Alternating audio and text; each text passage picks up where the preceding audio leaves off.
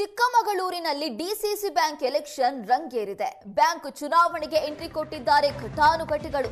DCC bank ಎಲೆಕ್ಷನ್ಗೆ ಮಾಜಿ ಹಾಲಿ ಶಾಸಕರು ಎಂಟ್ರಿ ಕೊಟ್ಟಿದ್ದು, ಅದೃಷ್ಟ ಪರೀಕ್ಷೆಗೆ ಬೆಳ್ಳಿ ಪ್ರಕಾಶ್, ಸುರೇಶ್, ಭೋಜೇಗೌಡ ಮುಂದಾಗಿದ್ದಾರೆ. ಚಿಕ್ಕಮಗಳೂರಿನಲ್ಲಿ 5ಕ್ಕೆ 5 ಕ್ಷೇತ್ರ ಗೆದ್ದಿದೆ ಕಾಂಗ್ರೆಸ್. ಬ್ಯಾಂಕ್ ಎಲೆಕ್ಷನ್ಗೆ ಎಂಟ್ರಿ ಕೊಡೋದಕ್ಕೆ ಸಿಟಿ ರವಿ ಮತ್ತೊಂದು ಕಡೆ ತಯಾರಿ ಶುರು ಮಾಡಿಕೊಂಡಿದ್ದಾರೆ. ಅಪೆಕ್ಸ್ ಬ್ಯಾಂಕ್ ಅಧ್ಯಕ್ಷರಾಗಿ ಕೆಲಸ ಮಾಡಿರುವಂತವರು ಬೆಳ್ಳಿ ಪ್ರಕಾಶ್, ಇನ್ನು ಡಿಸಿಸಿ ಬ್ಯಾಂಕ್ ಅಧ್ಯಕ್ಷರಾಗಿ ಸುರೇಶ್ ಅವರು ಕಾರ್ಯನಿರ್ವಹಿಸಿದ್ದಾರೆ. ಇದರ ಮಧ್ಯೆ ಬ್ಯಾಂಕ್ ಎಲೆಕ್ಷನ್ಗೆ ಸಿಟಿ ರವಿ ಎಂಟ್ರಿ ಕೊಡ್ತಾ ಇದ್ದಾರೆ. ಕಾಂಗ್ರೆಸ್ ಕ್ಷೇತ್ರದಲ್ಲಿ ಚುಕ್ಕಾಣಿ ಹಿಡಿಯೋದಕ್ಕೆ ಬಿಜೆಪಿ ಪ್ಲಾನ್ ಮಾಡಿಕೊಂಡಿದೆ. ಕ್ಷೇತ್ರದಲ್ಲಿ ಮತ್ತೆ ಹಿಡಿತ ಸಾಧಿಸುವುದಕ್ಕೆ ಭೋಜೇಗೌಡರ ಕುಟುಂಬ ತಂತ್ರ ನಡೆಸ್ತಾ ಇದೆ. ಇದೇ ತಿಂಗಳು 17ನೇ ತಾರೀಕು ಚುನಾವಣೆ ನಡೆಯಲಿದ್ದು, ಅಂದು ಸಂಜೆ ರಿಸಲ್ಟ್ ಕೂಡ ಅನೌನ್ಸ್ ಆಗುತ್ತೆ. ಹಾಗಾಗಿ ಚಿಕ್ಕಮಗಳೂರಿನಲ್ಲಿ ಡಿಸಿಸಿ ಬ್ಯಾಂಕ್ ಎಲೆಕ್ಷನ್ ರಂಗೇರ್ತಾ ಇದೆ. ಬ್ಯಾಂಕ್ ಚುನಾವಣೆಗೆ ಘಟಾನುಘಟಿ ನಾಯಕರೇ ಎಂಟ್ರಿ ಕೊಡ್ತಿದ್ದಾರೆ. ಒಂದ್ ಕಡೆ ಬೆಳ್ಳಿ ಪ್ರಕಾಶ್, ಮತ್ತೊಂದ್ ಕಡೆ ಸುರೇಶ್, ಇನ್ನೊಂದ್ ಕಡೆ ಭೋಜೇಗೌಡ ಅವರೆಲ್ಲರ ಮಧ್ಯೆ ಸಿಟಿ ರವಿ ಅವರ ಹೆಸರು ಕೂಡ ಈಗ ಮುನ್ನೆಲೆಗೆ ಬಂದಿದೆ. ಅವರು ಕೂಡ ನಾಮಪತ್ರ ಸಲ್ಲಿಸುವುದಕ್ಕೆ ಎಲ್ಲಾ ತಯಾರಿಯನ್ನ ಮಾಡಿಕೊಂಡಿದ್ದಾರೆ. ಈ ಮೂಲಕ ಬಿಜೆಪಿ ಚಿಕ್ಕಮಗಳೂರಿನಲ್ಲಿ ಮತ್ತೆ ಪ್ರಾಬಲ್ಯ ಸಾಧಿಸುವುದಕ್ಕೆ ಮುಂದಾಗ್ತಾ ಇದೆ. ಸಹಕಾರ ಕ್ಷೇತ್ರದಲ್ಲಿ ಮತ್ತೆ ಹಿಡಿತ ಸಾಧಿಸುವುದಕ್ಕೆ ಬಿಜೆಪಿ ಪ್ಲಾನ್ ಮಾಡಿಕೊಂಡಿರೋದು.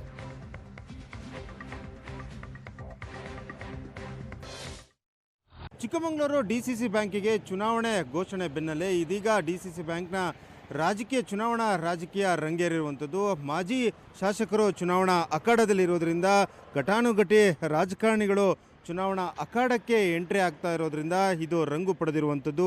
ಇದೇ 17ನೇ ತಾರೀಕಂದು ಡಿಸಿಸಿ ಬ್ಯಾಂಕಿಗೆ ಚುನಾವಣೆ ನಡೆಯಲಿರುವಂಥದ್ದು. 5ಕ್ಕೆ 5 ವಿಧಾನಸಭಾ ಕ್ಷೇತ್ರದಲ್ಲಿ ಕಾಂಗ್ರೆಸ್ ಈಗಾಗಲೇ ಜಯಗಳಿಸಿರುವಂಥದ್ದು. ಕಾಂಗ್ರೆಸ್ನ ಶಾಸಕರು ಇರುವಂಥದ್ದು. ಅವರನ್ನು ಸವಾಲೊಡ್ಡುವ, ಅವರನ್ನು ಕಟ್ಟಿ ಹಾಕುವ ನಿಟ್ಟಿನಲ್ಲಿ ಡಿಸಿಸಿ ಬ್ಯಾಂಕ್ ಚುನಾವಣೆಯಲ್ಲಿ ಬಿಜೆಪಿ ಹಾಗೆಯೇ JDS ತನ್ನ ಪ್ರಾಬಲ್ಯವನ್ನು ಸಾಧಿಸಲು ಕೂಡ ಎಲ್ಲ ಸಿದ್ಧತೆಗಳನ್ನು ಕೂಡ ಮಾಡಿಕೊಂಡಿರುವಂಥದ್ದು. 13 ನಿರ್ದೇಶಕರುಗಳಿಗೆ ನಡೆಯುವಂಥ ಚುನಾವಣೆ ಇದಾಗಿರುವಂಥದ್ದು. ಈಗಾಗಲೇ ನಾಮಪತ್ರ ಸಲ್ಲಿಕೆ ಆರಂಭವಾಗಿರುವಂಥದ್ದು.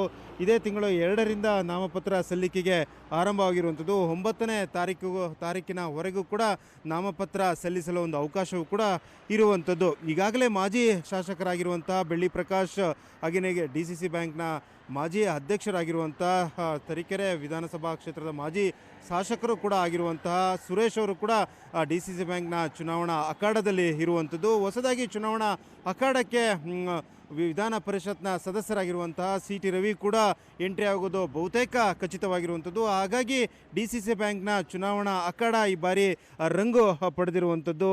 ವಿಧಾನ ಪರಿಷತ್ನ ಸದಸ್ಯರಾಗಿರುವಂಥ SL ಭೋಜೇಗೌಡ ಕೂಡ ಸ್ಪರ್ಧೆ ಮಾಡುವುದು ಬಹುತೇಕ ಖಚಿತವಾಗಿರುವಂಥದ್ದು.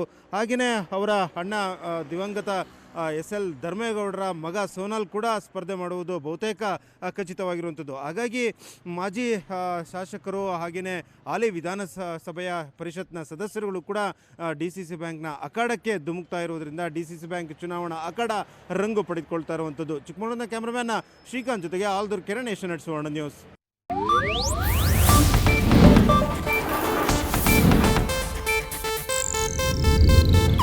ಇದು ಏಷ್ಯಾನೆಟ್ ನ್ಯೂಸ್ ನೆಟ್ವರ್ಕ್ ಪ್ರಸ್ತುತಿ.